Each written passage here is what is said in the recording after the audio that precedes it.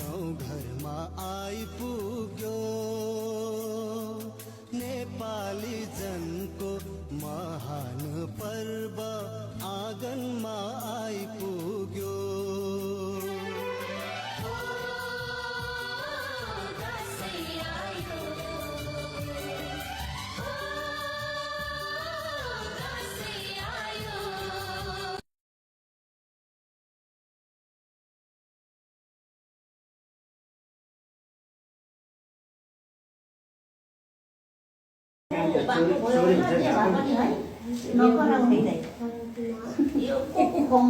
के नाम सोध्दै थियो मोनाइमा मात्रै दिन्छु